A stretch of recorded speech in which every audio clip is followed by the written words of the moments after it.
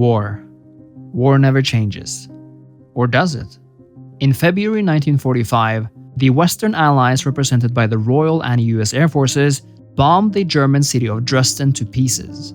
In a matter of 2 days, well over 1,000 heavy bombers dropped more than 3.9 thousand tons of high explosive and incendiary bombs over the city. The heavy bombing was so intense that it created a firestorm. This word, firestorm, is not just a description of heavy fires. A firestorm is such an intense and all-consuming fire that it sucks the very oxygen out of the air and creates its very own wind system. This bombing and the resulting firestorm is estimated to have killed up to 25,000 people in only 2 to 3 days. This infamous accomplishment, if you want to call it that, required, as mentioned, the combined efforts of thousands of heavy bombers over the course of days. But let's jump only 6 months later, to August 6, 1945. An American B-29 bomber flies over the Japanese city of Hiroshima. It's 8:15 in the morning. 44 seconds pass by, and the explosion of the first nuclear weapon ever used in war leaves the entire city in ruins. Almost immediately, up to 80,000 Japanese men, women, and children lost their lives, with tens of thousands more dying and suffering from the fallout. Think about these figures for a minute. The bombing of Dresden took place over 3 days, required thousands of planes and thousands of bombs. Hiroshima required exactly 1 plane, exactly 1 bomb, and killed roughly 3 times as many people. And the same happened only days later, in Nagasaki. In August 1945, war really did change. These events are both infamous and controversial, and many historians argue that they might not really have been needed. Nazi Germany was close to collapsing, and so was Imperial Japan.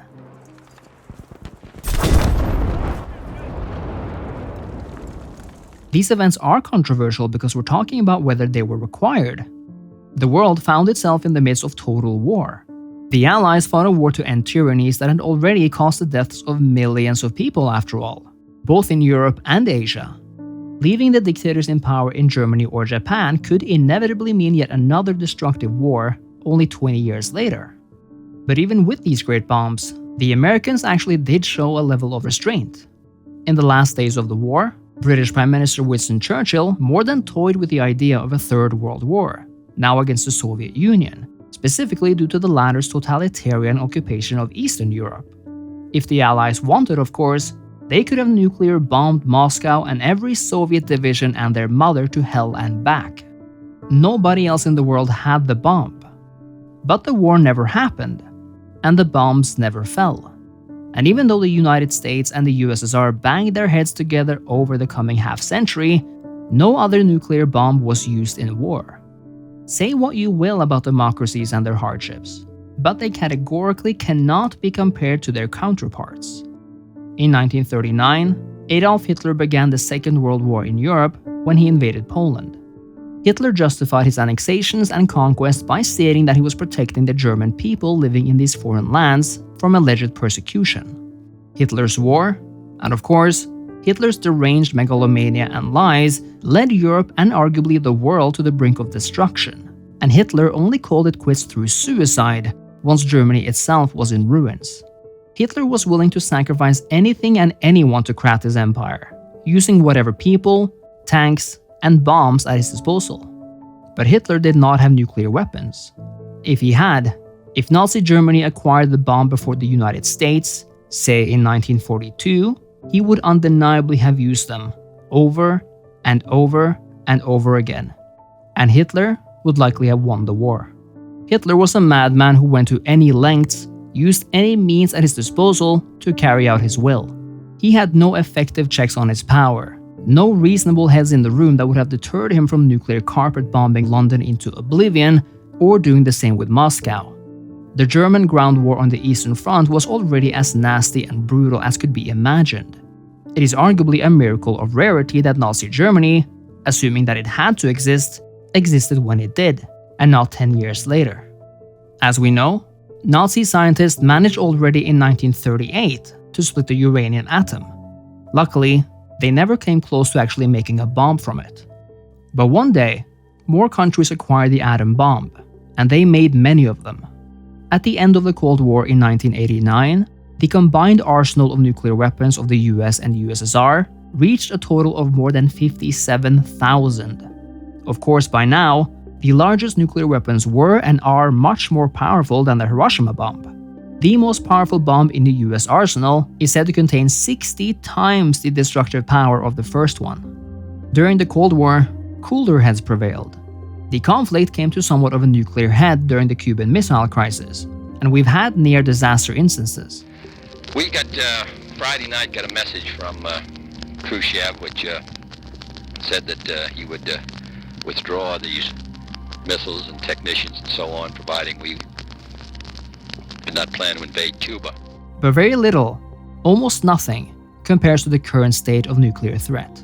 In February 2022, Russia attacked Ukraine in a mindless war of aggression, after almost a decade of hybrid and proxy fighting by Russia themselves, partisans, separatists, and allies. And the reason for this war? To allegedly end the persecution of ethnic Russians in Ukraine. In the past years, Putin has undermined the existence of Ukraine as a nation, effectively saying it has no right to exist. Hitler did the same thing before invading Czechoslovakia. He turned the entire German society into a war machine intended only for justifying further war. Putin, along with the Russian Orthodox Church, does the same in their attempt to create and justify a Russian world, one where Ukraine is supposedly a part. Hitler committed suicide in a bunker as Soviet troops inched closer to the heart of Berlin. Vladimir Putin likely never has to worry about Americans and Europeans marching on Moscow. This is the protection afforded to him by nuclear weapons. But importantly, it is also the protection afforded to him by having democracies, mostly conscious leaders and societies, as self-proclaimed enemies. Consider this. After the collapse of the Soviet Union, when Russia was arguably at its very weakest, NATO never invaded, never threatened bombing or anything of the sort to carve up Russia itself. Instead, NATO countries aided Russia in its development. They aided former Soviet states, and later accepted their ascension to its most prestigious projects, the European Union and NATO itself, sending billions of euros their way. Western money and business poured into Russia's economy. In the time between 1991 and 2009, the Russian economy grew by an average of about 7% every year. Did Western capitalists take advantage of Russia at all during this period? Likely in certain cases, as businesses often do for profit. But did Russian oligarchs carve up the resources and destroy further equality and equity for the Russian people? Absolutely. And did Vladimir Putin use this foundation to become the country's next dictator and further corrupt the state? There's no two ways about it. But let me ask you this. Did the West ever do anything to threaten Russia with war while it was on its knees, its back broken? No. Actually, it's quite the opposite. The West did nothing when Russia fought an imperial war against Georgia. It did next to nothing when Russia conquered Crimea. The prevailing doctrine in the West has been that increased trade and closer relations with Russia would actually help to warm relations and bring democratic and ethical ideals to the Russian government and its people. In many ways, this never happened, at least in a way that mattered to how the country was governed. The fact of the matter is that neither the Soviet Union nor Russia ever had a real Nuremberg trial equivalent of its criminals. Russia has never truly come face to face with its terrifying past, never truly looked hard at itself and dealt with its genocides, its occupations, annexations, its mass enslavement of millions living in the Soviet Union, many working themselves to death in the gulags and being forcefully deported thousands of miles away from their homes for no other reason than being non-ethnically Russian. Russia has no true democratic lineage, and virtually no history of a leadership governing on the basis of democracy, rule of law, or human rights. The state of Russia has since its inception, ever since the founding of the Tsardom in the 16th century, been an imperial project, moving and colonizing ever eastward until the only place for expansion remained in the West. The Soviet Union was nothing but a fascist empire despite the very real vibe and aesthetics of communism. The only real chance of the birth and survival of Russian democracy died when Putin grabbed the reins of power in 2000, when he turned the country into a corrupt mafia state over the course of 2 decades, altering the constitution and interfering with elections to stay in power way past his time. Ever since 2000, Putin has systematically worked to destroy Russia's public sphere and free society, what little of it even existed. In a world where nuclear weapons are owned by a number of states, the main reason they have yet to be used is because of its consequence, both their destructive power, but also because it might mean a nuclear response from others. All bets are off once that happens. At least that has been the main reason as to why they have not been used yet. This concept is known as nuclear deterrence, or indeed, mutually assured destruction. After Ukraine voted overwhelmingly to declare independence and dissolve the Soviet Union, the country held 1/3 of the former Soviet Union's massive stockpile of nuclear weapons and the waste to produce them. In 1994, Ukraine decided to destroy those weapons. That was a selfless act on the part of Ukraine. Russia and Putin are now telling the world that this was the wrong decision, because the only reason Putin was confident enough to invade Ukraine is because it doesn't have nuclear weapons. Like any fascist dictator, Putin is a coward. He uses the overwhelming might of his large country to pick on the smaller, particularly the former Soviet states. And the reason he can do that is in the long run because of his nuclear arsenal.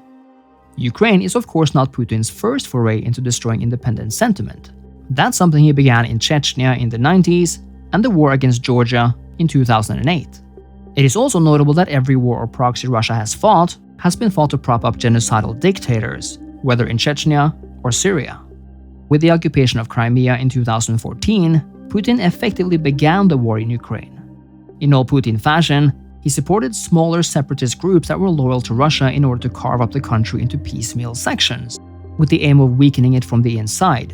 But despite all of this, the real invasion began in February 2022, when he sent close to 200,000 soldiers into a Ukraine which hoped for a brighter future, one where it was finally afforded the freedom and prosperity of Europe. Waging an unjustified offensive war is an atrocity in itself. It was an atrocity when Germany invaded Poland, when the Soviet Union invaded Poland, when the US invaded Vietnam, and it remains an atrocity when Russia invades Ukraine. But more so than just the sheer direct human suffering, nuclear weapons allow Putin to hold the world hostage. That is, it's allowed him to do so thus far. Like a maniac, Putin and his bloodthirsty cabal, including the Russian Orthodox Church, now regularly advocates for or threaten the use of nuclear weapons against Ukraine or NATO countries that support Ukraine. In other words, in terms of bogus justifications for war, staging false flag operations, sham referendums, pitting various ethnicities against one another, and imagining a so-called larger Russian world that forcefully encompasses non-ethnic Russians, Putin is using Hitler's playbook step by step. In terms of warfare, there are only two main differences between them. First, Putin's army is useless, humbled, and humiliated by a country 1/3 of its size on the defensive. And second, Putin has nuclear weapons. But honestly, should the latter even mean much anymore? If there's one thing democracies should have learned since World War II, it's that appeasement of tyrants never works. And even though the West failed to learn that lesson quick enough to keep Crimea Ukrainian in 2014, it's quickly catching on. Ukraine is hanging on and winning battle after battle by the sheer power of its morale, its people, its cause, and importantly, modern Western weapons and money. And thank God for them all. There are two main points I want you to take with you from this video. The first is that Putin is a tyrant who offers no future for his people, so he looks back to the past for greatness. But the only greatness awaiting there is that of Stalin's atrocities, the crimes of the Soviet Union, and everlasting dictatorship darkness. The second point is that democracies and the freedom-loving people within them can no longer stand by and allow dictators to do as they will, especially against other peoples. Whether Putin's threats of nuclear war are real or not, it shouldn't matter to us. We cannot allow ourselves to be held hostage in eternity, to let this man-child dictate our futures. Ukraine symbolizes the power of the human spirit to overcome injustice and tyranny. It's David versus Goliath, but day by day, David is getting stronger and stronger, while as it turns out, Goliath was nothing but a bloated paper tiger. Right now, Ukraine is the vanguard of liberal democracy, and despite geopolitics and risks, I applaud both the European Union and NATO for their continued crucial support. This fight is also their fight. The battle for Ukraine is also our fight. And I include the freedom-loving Russians here, because nothing is truly black and white. except of course for the fact that this war is entirely Russia's fault, Russia's atrocity, and Russia's tragedy. War has changed when a corrupt, run-down, sick, and decadent country can cling to hegemony by virtue of owning one type of weapon. Many Ukrainians have already died fighting for freedom and democracy in their own country against Russian aggression, just as people from all over the world, including Ukraine, died fighting the Nazis only 80 years ago. For them, the world is already over, already ended. It would be a stain on their memory to allow Vladimir Putin to keep both the living and the still unborn hostage, and to have their enormous sacrifice be in vain, for nothing more than the fear of nuclear weapons themselves. I think it's important to remember that, in a time where Europe especially is experiencing high energy prices, that this is the cheapest cost of democracy. It's a small price to pay to continue the way of life that has caused the longest era of peace and prosperity in recorded history, all on a continent that up until 1945 and the European coal and steel community was one of the most bloody in the world. Never forget that 2 world wars began in Europe, specifically because of nationalism, megalomania, and authoritarian leaders. Wiederaufstieg der deutschen Nation ist die Frage der Wiedergewinnung der inneren Kraft und Gesundheit des deutschen Volkes. The highest price is currently being paid by the Ukrainians themselves, whose democracy is now being born in the fires of war, paid for in blood. And we should never forget that, nor that the true and final price of democracy has always been paid in blood, whether in 2022 or during World War II. And if you, like me, are not forced to pay the highest price, I think we should consider ourselves extremely fortunate. Putin Hoylo and Slava Ukraini.